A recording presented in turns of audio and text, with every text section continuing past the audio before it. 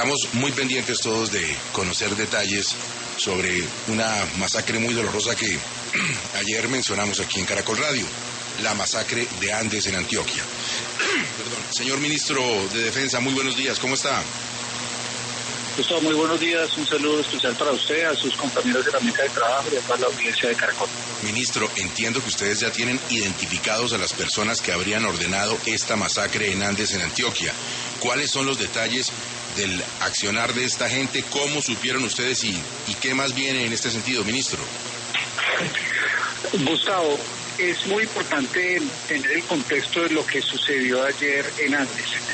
Recuerda usted que hubo una masacre en Betania hace aproximadamente un mes como consecuencia de ese homicidio colectivo, masacre, el que se vieron afectados unos recolectores de café. Se iniciaron un proceso de investigaciones porque tiene que ver con el fenómeno de una subestructura del Clan del Golfo. A partir de ahí estaban desarrollándose operativos en esa región del suroeste. Anoche, cuando sucede este otro homicidio colectivo o masacre que afecta, por supuesto, a otros 5 recolectores por el fenómeno del microtráfico y la disputa territorial, también están programadas una serie de capturas como consecuencia de la primer acto o masacre. En esas capturas del día de ayer que se dieron en el municipio de Andes, hay una persona que está sindicada de ser la responsable de la masacre de Betania y que también estuvo involucrado en lo que sucedió ayer en Andes. Y hay 2 personas sospechosas que también participaron. Entonces, hasta el momento, gracias al trabajo realizado por la policía y, por supuesto, con absoluta coordinación de la Fiscalía, en esas diligencias judiciales de ayer se pudo dar captura de una persona que estaba involucrada en la masacre de Betania y también que participó en la de ayer. 2 sospechosos adicionales que aparentemente también participaron en las 2 acciones violentas que cegaron la vida de estos recolectores de café. Señor ministro, deben estar muy asustados los campesinos de la región con lo que está pasando allí y la desprotección que tienen, en el sentido de que estos delincuentes pues los asesinan cuando consideran que deben hacerlo para salvaguardar sus rutas y su accionar delictivo. Pues la verdad, Gustavo, es que hay un fenómeno que es muy complejo que está pasando y que precisamente pues ha desarrollado un negocio de microtráfico que se metió a las fincas. Tanto en Betania como lo que sucedió ayer en Andes es una disputa no territorial, es una disputa por el negocio del microtráfico que está metido entre las fincas. Las fincas se convirtieron en ollas y en esas fincas, en esa disputa por el negocio del microtráfico que se le está disputando entre 2 bandas, una que pertenece al Plan del Golfo y otro que busca disputarle ese mercado de microtráfico para los recolectores de café, pues han sucedido estos 2 hechos. En el caso de Andes, la situación que inicialmente se revisa es que la persona que llegó a cometer actos de microtráfico se disputó el mercado en ese municipio y precisamente es la subestructura del Clan del Golfo que como vendetta hace una retaliación y que desafortunadamente afecta, por supuesto, la vida de 5 recolectores de café. La Policía Nacional. Ajá. No, adelante, ministro, adelante. No, por supuesto, en el último mes se han venido desarrollando operativos, hay presencia de fuerza de policía, es en un proceso de investigación judicial, sobre todo para desmantelar la estructura del Clan del Golfo que busca operar allí, que no solo busca tener un corredor de narcotráfico, sino que ahora está lucrándose el microtráfico en las fincas que allí operan. Por eso ayer tomamos la decisión de reforzar las medidas de patrullaje allí en Andes, sobre todo con un pelotón adicional del ejército, adicionalmente profundizar las líneas de investigación y con presencia del Gaula también para el área rural de Andes y del sureste. Por aquí la decisión total es desmantelar esa estructura del Clan del Golfo, que se alía con bandas locales y generan este tipo de microtráfico y al final es la responsable del asesinato de estos recolectores de café. Es un narcotráfico y su negocio el microtráfico ahora que se han metido a las fincas. Mire, ministro, le cambio de tema porque ha creado mucha controversia binacional el anuncio de la creación de un comando élite para combatir a disidentes de las FARC, a la gente del ELN, a narcotraficantes que ustedes en el gobierno tienen claro se refugian en Venezuela. cuando uno crea un comando de esas características que persigue a esta gente que se refugia en Venezuela, ¿existe la posibilidad de traspasar la frontera en caliente? Cuando el presidente Duque anuncia un comando contra el narcotráfico es porque es claro que la lucha contra el narcotráfico es una lucha transnacional y Colombia en el desarrollo de sus actuaciones lo que busca es desmantelar el negocio del narcotráfico con toda su cadena, en la producción, en los cultivos de coca, en los laboratorios, y lo está haciendo por aire, mar y tierra en nuestro territorio nacional, en defensa de la soberanía nacional por las afectaciones que tiene el narcotráfico. Y por supuesto en estricta colaboración y apego a las normas nacionales e internacionales cuando lo tiene que hacer en cooperación con aquellas que desarrollan actividades ilícitas en otros países. Pero lo que aquí está claro es que combatimos el narcotráfico en nuestro territorio y en defensa de la soberanía del territorio nacional y por las afectaciones que esto pueda tener, por supuesto, en la generación de violencia, como lo vimos ayer en ese homicidio colectivo que sucedió en Andes. Ministro, quiero recordarles a los oyentes de Caracol a esta hora lo que dijo sobre este asunto el presidente Maduro. Limpien los cañones de nuestros fusiles para contestarla en el plano que tengamos que contestarla si Iván Duque se atreve a violar la soberanía de Venezuela. No te metas a loco, Iván Duque. Conoce tus límites y respeta a Venezuela. Ministro, ¿aquí también estamos limpiando cañones como en Venezuela? No, aquí lo que tenemos es unas fuerzas militares y de policía siempre listas, prestas a defender la soberanía nacional y actuar en contra de todas aquellas amenazas como el narcotráfico que tanto afectan la vida, los bienes, la honra y la tranquilidad en nuestras zonas de frontera. Señor ministro, en unas entrevistas que usted ha entregado, usted es nuevo en este cargo, una situación muy difícil y compleja en el país. Usted ha dicho que hay algunas ciudades y regiones que le preocupan en Colombia y no ha mencionado, por ejemplo, a Buenaventura, donde han regresado las casas de pique. ¿Cuál es su posición sobre lo que pasa en Buenaventura y específicamente con la situación de orden público que cada vez es más compleja? No, de hecho el día que hice mi posesión manifesté directamente la importancia de trabajar en Buenaventura y de las operaciones que se están desarrollando allá. De hecho, ese mismo día se dieron instrucciones para que llegaran 150 policías adicionales que se suman a los 120 que ya estaban allá.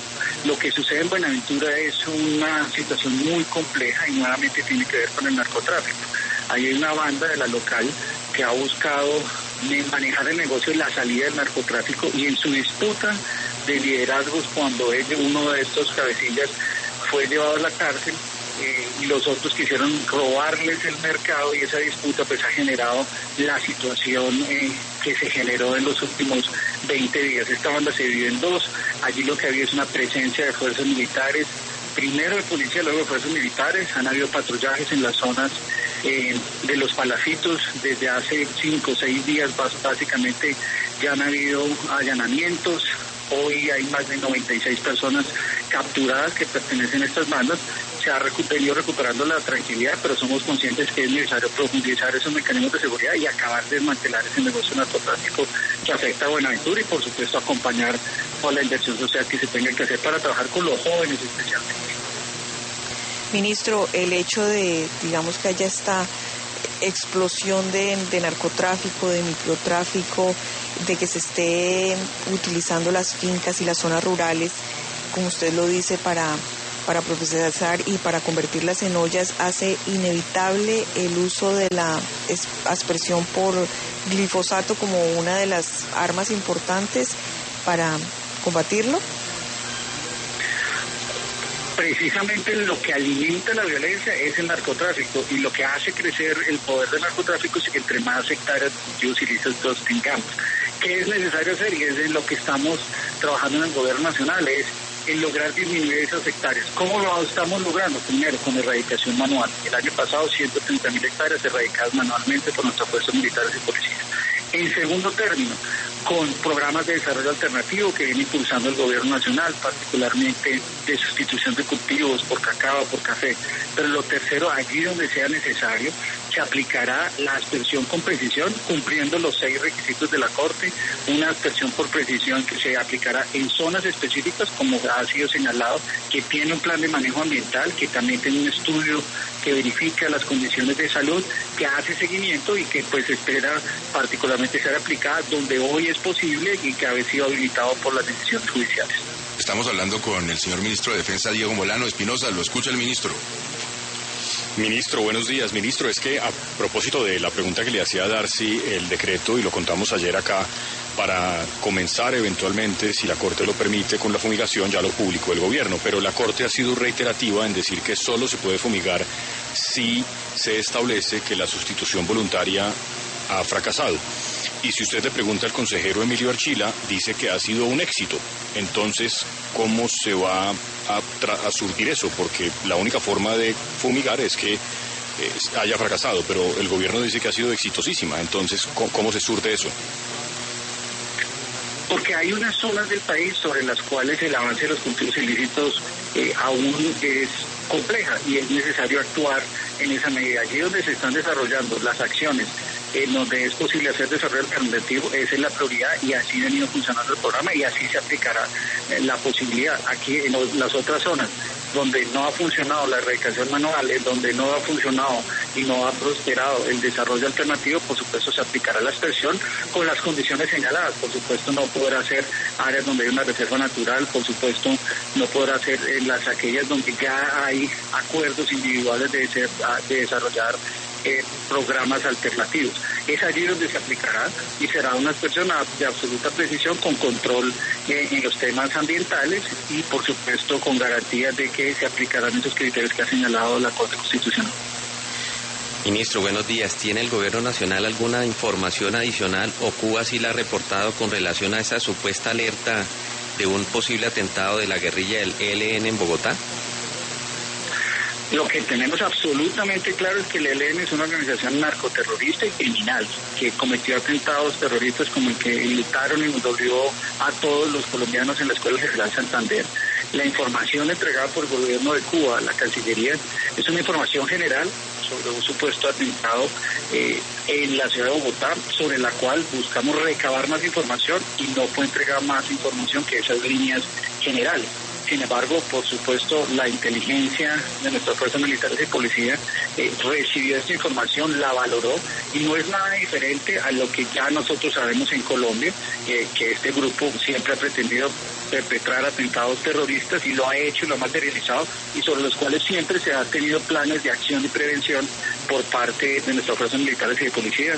Y eso así fue explicado particularmente a la alcaldesa de Bogotá en la reunión que tuvimos y todos los despliegues fueron la semana pasada desarrollados en los puntos que podrían ser afectados y que fue un plan precisamente que se desarrolló después del atentado terrorista de la Escuela General Santander y sobre el que hemos venido evolucionando, pero realmente no había nada nuevo desde la perspectiva de potenciales amenazas de una organización que ya sabemos que es terrorista. Señor Ministro de Defensa, muchas gracias por su tiempo para 6 AM y buen día. Gustavo, buen día, un saludo especial, muchas gracias. Son las 6:14, es Diego Molano, el ministro de Defensa. Tiene ya capturada una persona que estuvo involucrada en la masacre de Betania y que participó en la masacre de ayer en Andes, en Antioquia. Y respecto a la posible actividad terrorista en Bogotá del ELN, motivó carta con advertencia del embajador de Cuba hace unos días. La inteligencia colombiana no tiene nada que haga pensar que pueda suceder algo de ese estilo en los próximos días. 6:15.